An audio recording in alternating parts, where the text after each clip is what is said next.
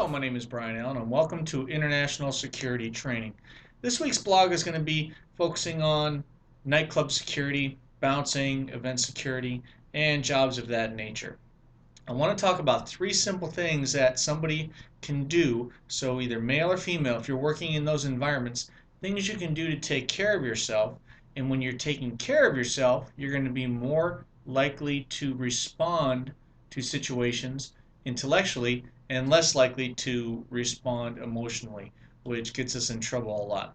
What could cause us to respond emotionally? Fear.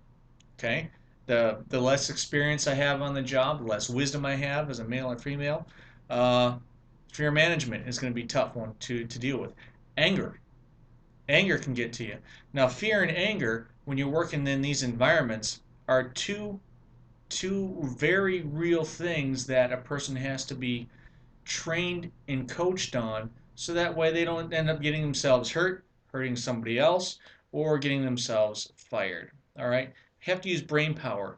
Um, I am just under 6 foot. On a good day, I weigh 200 pounds, and I know what it's like to be outnumbered by bad guys. I know what it's like to be physically overmatched by people. You can train all you want in martial arts. There's always going to be someone bigger and badder. So it's up to us to be professional and use our heads. Now, we can do that as long as we're taking care of ourselves. So, a couple of things when I've looked at some incident reports over the last month or two that I've been noticing out of the folks I've been working with and around is that they get testy. Okay, their fuses are cut short, so they're getting pissed off quicker and they're fighting sooner than they have to be. So, what could cause me to do that? Let's talk about physical pain. Okay, one guy I was talking with, actually, he worked out 2 days.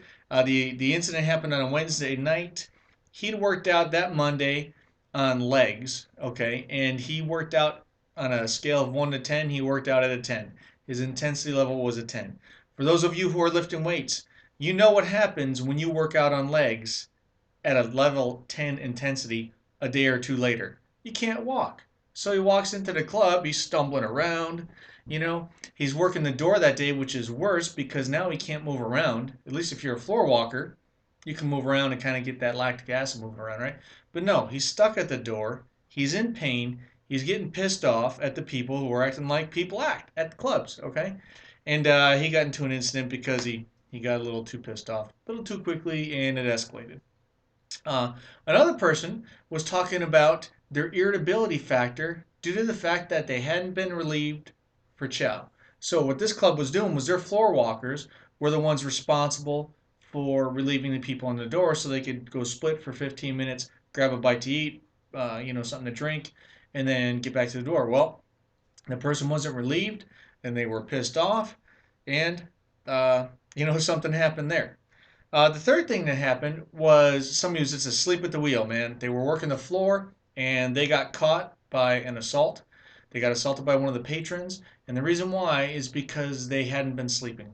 Fatigue kicked their tail that night, all right? Fatigue is highly underestimated.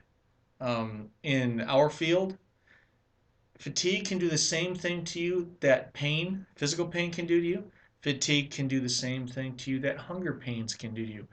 Anytime our awareness is a click off center, um, and we're edgy, we're irritable, we become more emotional, and we get angry quicker.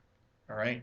So for all of you that are working in nightclub security, you're working event security, whether you're a cooler supervising a team of bouncers, whether you're a floor walker circulating throughout the club, keeping an eye on all the patrons, trying to make people happy, yet feel safe and secure, or whether you're the door person checking IDs, okay, taking money possibly, because sometimes the door guys are doing both, right? You're checking IDs, you're taking the money, and you're that first layer of security. Regardless of where you're at, remember that if you're in pain, first of all, try to minimize it. All right, don't go working out at a level 10 when you're working jobs like this. I mean, you gotta watch your intensity. If you got into a fight, a day or two before, make sure you're carrying Motrin. Make sure you're carrying aspirin, whatever works for you as far as pain relief. Okay, carry the stuff on you. Don't trust the establishment that you work for to do that. Um, Bring food bars with you so that way the hunger pains don't get you. Even if you're supposed to be relieved by the floor walker or by the cooler, don't trust that it'll happen because shit happens. Okay? I don't know how else to say it. You're responsible for you. So bring some protein bars, bring some water, make sure you're taken care of. And finally, that third portion was sleep.